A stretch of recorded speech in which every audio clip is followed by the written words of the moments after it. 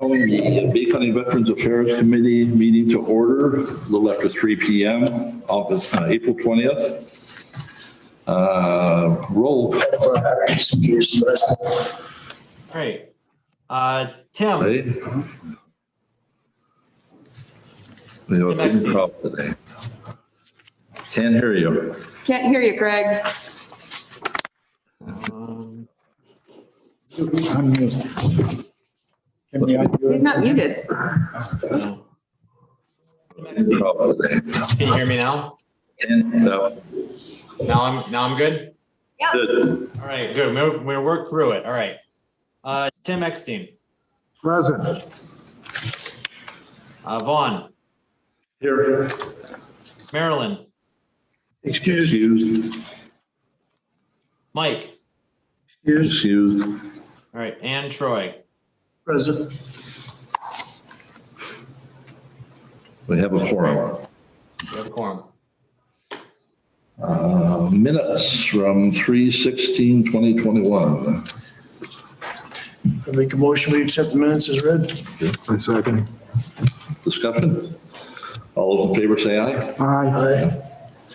Citizens input.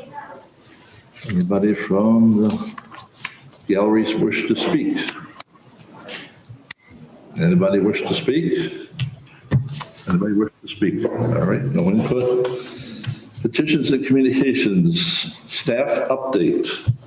Leave that, Mr. Goulet.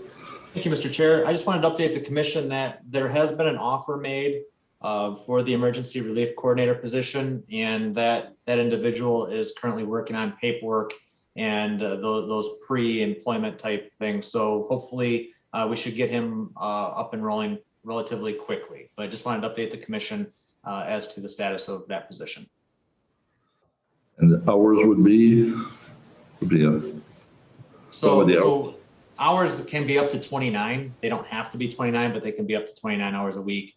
And so we will work through, that person and I, we've had a conversation, and they'll be in the office 4 days a week and assisting mostly for the mornings, and then covering time when Mark would need, for lunch and those types of things. So it'll be nice to have another entity and body in the office. Yep. Thank you. Is he a veteran, Craig? Yes. Oh, thank you. Yep. I don't know if we want to maybe have Mark, and do you want to give us a little report? Okay. Just a couple of quick things. Actually, I happened to check the mail before I came up, and I have the paperwork for Tawas Bay. So that can, move forward. I've also passed out the statistics for the last quarter, for the first quarter of the year. It's been busy, and we're in the middle of switching forms, so you'll see it looks a little different. But one thing you'll notice, at least on the second page, bottom of the page, I just wanted to point out under, I think we call it file reviews. So normally when we're in a claim and we're looking at what's going on, we're doing a file review.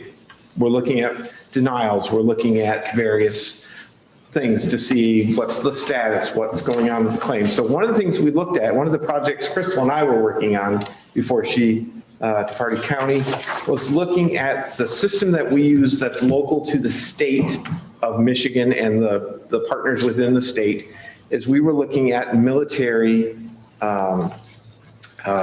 eras and times when folks were in service.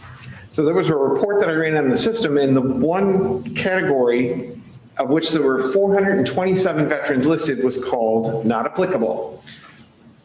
Well, so either you were in during a wartime or you were in a peacetime. There was no, as far as I knew, one called not applicable.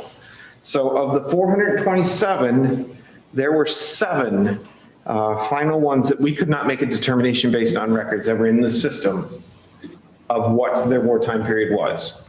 So we have changed within that system. We're strictly looking at it for statistic-wise to look at how many veterans do we have that were in that period that were currently or were in our system at the time. So we have rearranged the 420-ish into a correct period of time, either a wartime Vietnam, which there were a lot of that were not marked as such, or Gulf War, which there were a lot of them marked as not applicable. And like I said, other than the 7 that we have, we truly could not make a determination based on our access to VA and our access in the veteran spec system. So that was one of the, so you'll notice on there, we did a whole lot of file reviews this first quarter. Normally we just, it's not a big number like 517, but we went through a lot of them. And then we looked further at the ones where there were duplicate entries within the Vietnam period, because we were trying to look at presumptives, 3 new presumptives for VA. So we looked at all of the Vietnam records that had duplicated records within the system that had more than one. And yes, there are folks who did multiple periods in Vietnam. Okay, that's a legitimate, why there should be 2 military records. A lot of them were either it was a blank record and it had Vietnam chosen, or it was a duplicate of the exact, so during the system conversion or some other reason. So we have changed all those to be, so we get a better number, and I would give you a number, but unfortunately it changes every day as to we find another record or we get access to a record that wasn't originally ours. So I don't have a good number. And unfortunately, I wanted to look at each of the Vietnam records to make sure there are just way too many records within each of those categories, either World War II, which we're losing a lot of, the Vietnam or any of the others. So I have looked at the Gulf War ones, any of those within OIF, OEF, and Gulf War to be sure those were at least correct. And then any record that we then bring up now, I check military service to be sure it is correct, that there aren't duplicate or erroneous errors inside. So that's one project that we've, but going back to look at what's already in that system is just going to be a huge undertaking we simply don't have time or staff for. So we're just going to have to, as we go forward, correct as we see either a duplicate or a blank record, and try as best we can to correct that system. So that's the statistics we have from there. So we will go forward then with the record statistics, and then just so we know we do have this finally, so whenever we want to get going on.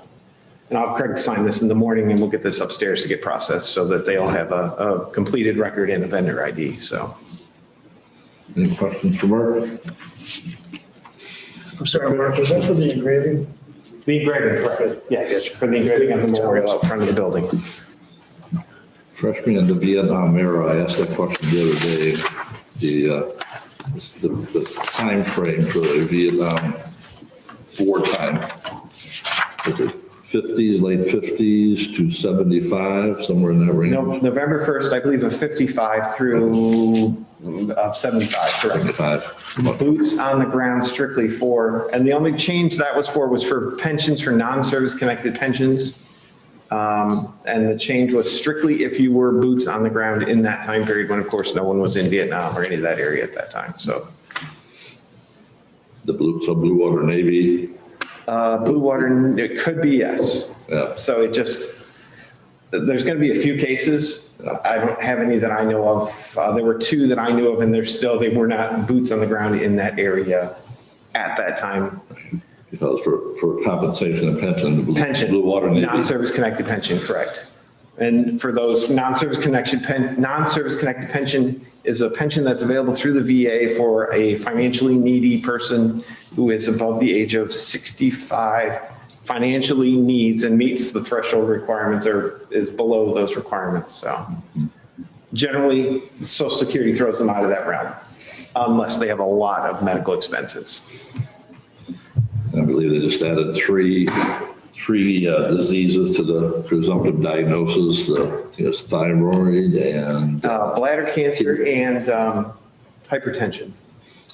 The 3 new. yeah, just had a bladder cancer in the other day. Which was why we were trying to look back at Vietnam era veterans to see, can we be proactive and say, hey, you had a denial back in 10 years ago for bladder cancer. Well, that's now, well, there's just no, I mean, there's no way that we could look back at 600 veterans and go, look at 600 individual veterans each time. So the VA is supposed to be proactive with it this time, and they're supposed to be the ones sending out the, hey, you were denied, you need to reapply.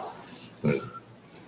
I found a diabetic the other day that hadn't come in for his, who was Vietnam, but he may have been era, but not boots on the ground. So And that depends, but also depends if you're in Korea along the DMZ or other areas where Agent Orange is being used also. Or stored, Yeah, that's like down in the Gulf before they burned it. Then the burn pits for Gulf War and Gulf War syndrome, starting to see some of those. Yeah. And those, I think, are becoming harder than the other, just proving, because they don't have presumptive diseases associated with burn pits. Right. Okay, you were exposed because you were working the burn pit, but there's nothing, the burden of proof then falls to you to make that to the VA. That your, whatever, A, B, and C are related because you had access to burn pits. NACO, National Association of Counties, has passed an interim resolution about burn pits, asking the VA to consider it making a presumptive diagnosis, and they'll go to their full meeting in the summer now, which they're planning on having, by the way, in person. Right. So they moved from Austin, Texas to Maryland. So, yeah, all right. Thank you. Any other questions for Mark? All right. The question I have is that back in the 80s, they had at the VA, they came out with I guess I'll call it a survey of the veterans. I remember it was Bruce Douglas at that time came and told the VA that they were taking up to his applications, but a survey of the veterans that served were Agent Orange.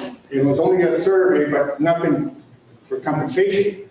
And I'm wondering if whatever became of that survey that they did, if they use that as for people to have like bladder cancer or any kind of ailment they track got them. from service, whether in Vietnam with the chemical.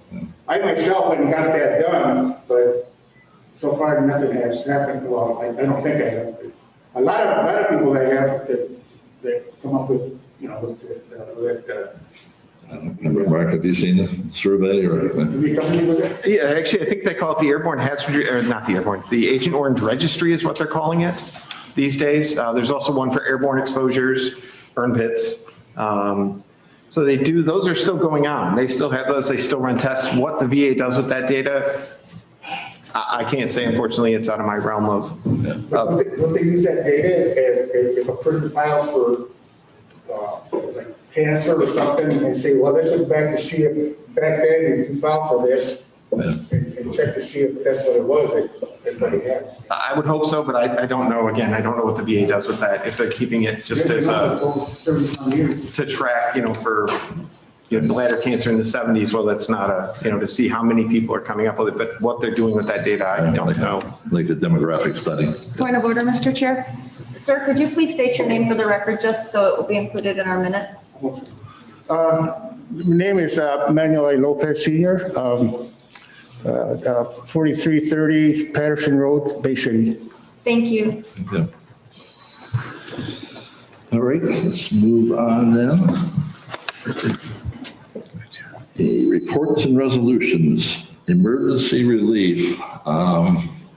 I don't know if Mark wants to present this just for us to, without a lot of detail.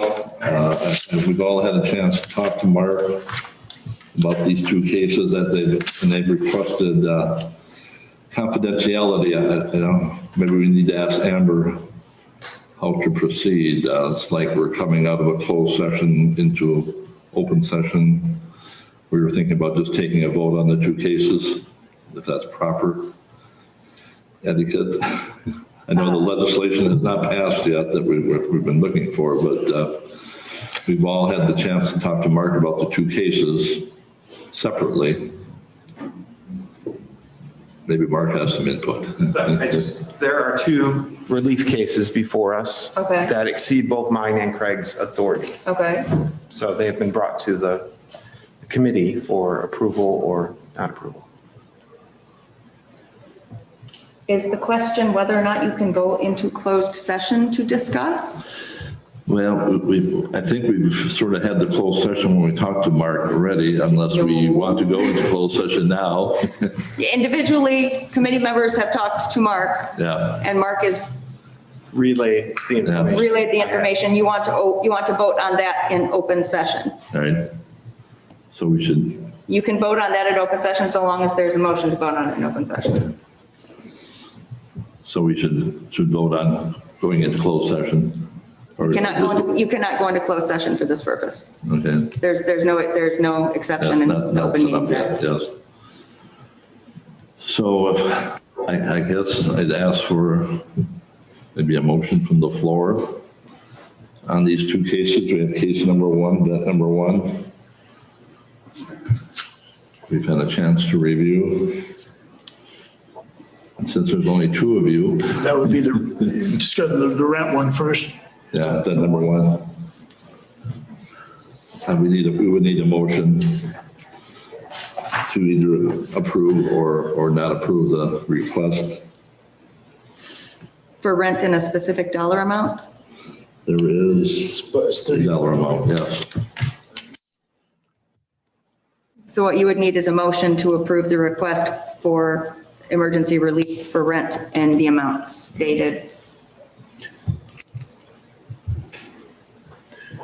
I guess I'd make a motion for both the applications of $3,500 for each. One, the $3,500 for the cover the rent and $3,500 towards the other veteran for a roof repair. Any support for that? I can't support it. So it'll be up to you, Mr. Tim. Yes. I support it. Okay. I guess we can't really discuss it since. So the motion is $3,500 for vet number one. That'd be through well, it used to be the Soldiers and Sailors Relief Fund, but now it's our committee that has that responsibility. Probably should do a roll call vote. Craig? Absolutely. So, Troy, Yes. Tim? Abstain. I missed that, sorry. Yeah, yes. Okay. And Vaughn? Yes, thank you. No, the second vote was abstain. Oh, it was abstain. Okay, that's what I was. All right, I'm a yes. So another point of order, that would not be three votes. We need a quorum. You have 3 people as a quorum, 2 of the 3. Yeah, I'm not aware of any special rule that requires anything more than a majority of the quorum okay, for Veterans Affairs. yeah. So let's go to number 2. And this amount's a little bit higher, depending on what amount we take. It's up to $14,500. So, My original motion was for $3,500 for both cases, $3,500 for each, okay, for both the rent case and $3,500 for the roof repair Okay. case. So- Towards his roof repair of $9,000 to $14,000. yeah, So it'd be over a third of the quote. so 3,500 Yes, sir. for that one also. So that's your motion then, what, like, Yes, sir. Yeah, that was part of the original motion for both. both then, okay. Yes, yep. So I guess were we voting on both when we voted? No, I'm sorry, I think, did you No, understand it was for both? it was for both. Yes. Okay, Sorry. okay, Both. So it did pass all right, 2 yes, 1 abstain Yes, for both 35, rent case, $3,500 for roof repair case. yes. 2 of 3. okay. Next item is flag issue. We have a request from the American Legion to supply flags, requesting $3,000 for purchase of flags for the cemetery sites throughout Bay County. And we would need a motion to accept their request. I'm sorry, sir, was that 3,000 or was it 1,500? 3,000 is what it says here. Holders and regs. Is this based on Reverend Campbell's petition? Yes, it's from Reverend Charles Campbell, who's a member of the American Legion. He's the chaplain there. I think Craig's first, but I have a question after Craig. Go ahead, Mr. Stewart. It's okay. Go ahead. I have a letter or email from Mike Pergandy. He couldn't be here, but he's the one that has probably the best handle on how many flags are available at the Legion. He said currently there's 11 full boxes of new flags for per gross, 11 gross. And he says 11 boxes of flags that have been used, which has dirt markings in the first 3 to 4 inches, which I'm quite sure those aren't by gross per box, maybe 2/3, I would guess, at the high end. So I would think we're looking at about 17 gross right now. And at the last meeting, Mr. Pergandy thought we'd need at least 20 gross to cover all the cemeteries. So I'm not sure how many we need at this point. Mr. Pergandy thought we might need 15 gross just to cover this and to have some extras. That's what I take from this email. I think you're on there as well. I spoke with him just before I came in here, and he said we need 17 gross at $100 a gross, which would be $1,700. Yes. $300 for shipping if they're ordered by Monday. Oh, okay. And if they're not ordered by Monday, then the shipping costs escalate. I talked to Mr. Krieger about possibly getting it on the agenda today. If I could, Mr. Chair, I think that one thing that the board could do is approve up to $3,000 because this particular request deals with flags. It does not deal with the holders. Those are also allowed to be reimbursed from the general fund if the American Legion purchases them. I don't know if Reverend Campbell was intending on purchasing the holders as well as the flags. But in any event, if you authorize it up to $3,000, what we can do is just reimburse for the actual receipts that are provided. So when they provide us with the receipt, we can reimburse them for that actual amount. If you set it up to $3,000, if it's higher, you're covered. If it's not $3,000, you're not out anything because you're just reimbursing the actual cost. So. But I have a motion. I move that we approve allocating up to $3,000 for the purpose of purchasing these specified grave marker flags. Have some support on that. Support. And just for clarification, Mr. Chair, this is to come from the general fund, correct? Correct. This is a general fund per the regulations. They did mention in there about obtaining the names of the number of veterans. They said they would work on that project, but it might take a little while. The 20, I think he listed 29, and he listed 30 some cemeteries. Any more discussion?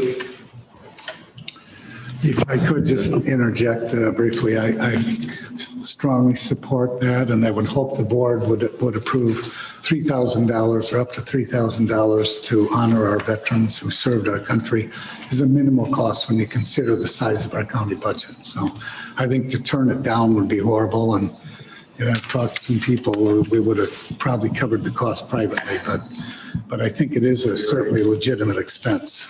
We owe our veterans our American way of life, and they've sacrificed. So I think it's the least we can do. Thank you. Thanks. Any more discussion?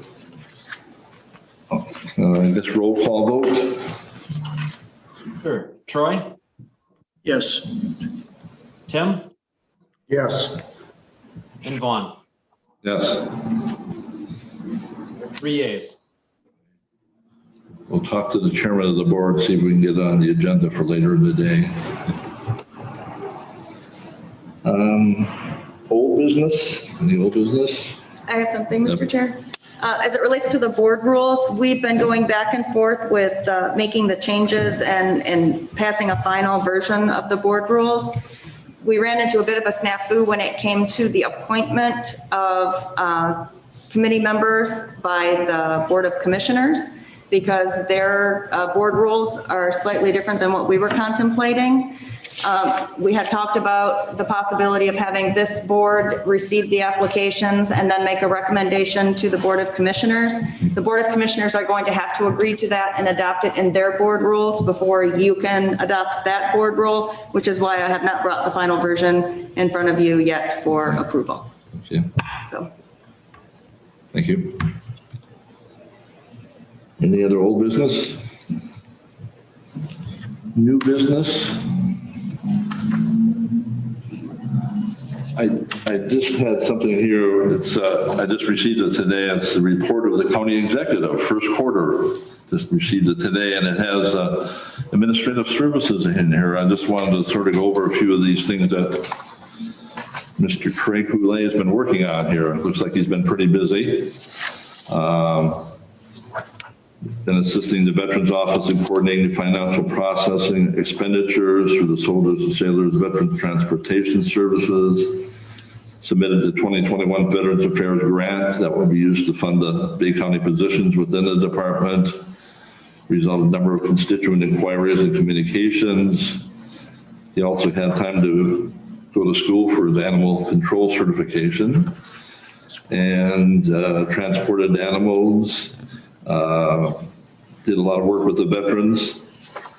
So, and we have some numbers here about some of the services that the veterans have given out. Food, $575, gas, $250, utilities, $948, rent, other utilities, veterans transportation. So it is in the public domain, the report. So thank him for all the work he's been doing. I know the animal services keeps him pretty busy too. Yeah. Thank you, Mr. Chairman. I just wanted to take this opportunity to thank both Mark and Craig for the great job that they're doing.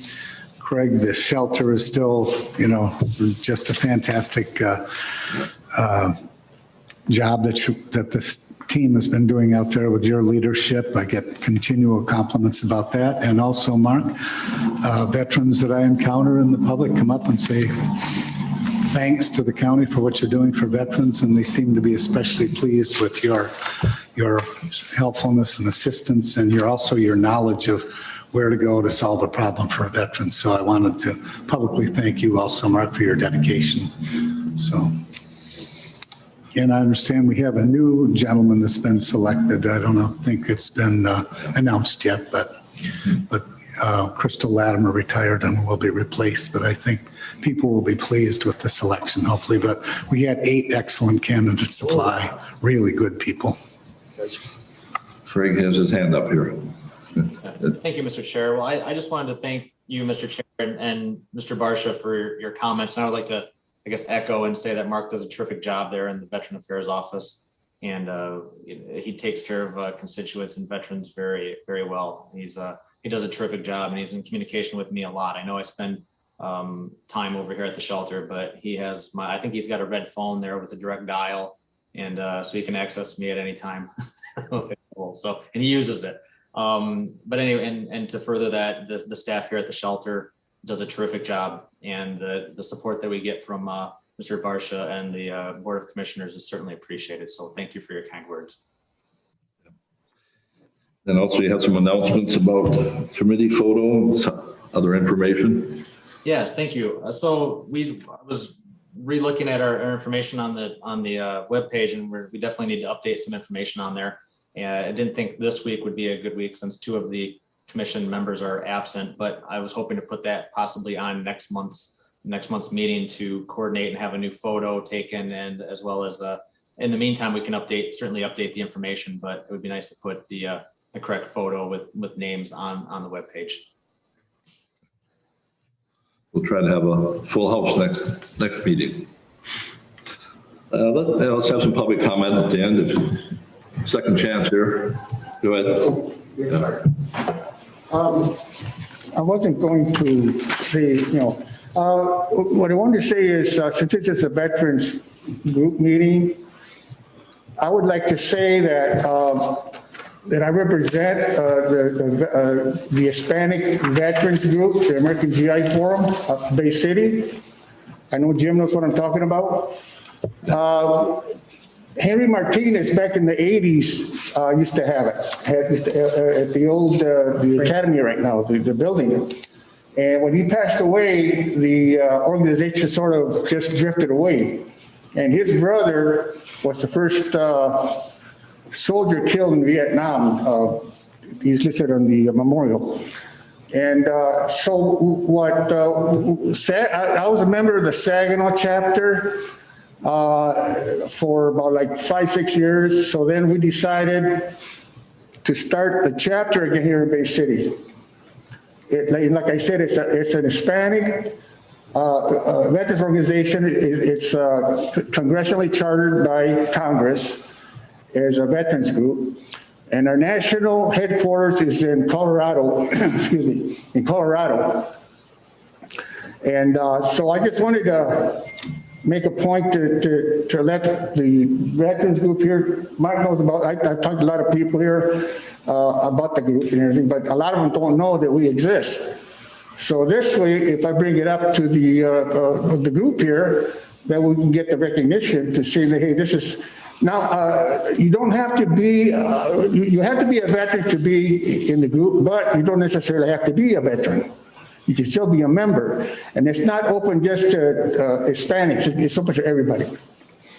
And also we have a ladies group. We don't call them auxiliaries, but they hate to be called auxiliary, but it's a women's group. And we do a lot of things. We haven't done too much lately because of the pandemic. But as soon as this situation comes down a bit more, we can get more involved with what's going on with the community and so forth.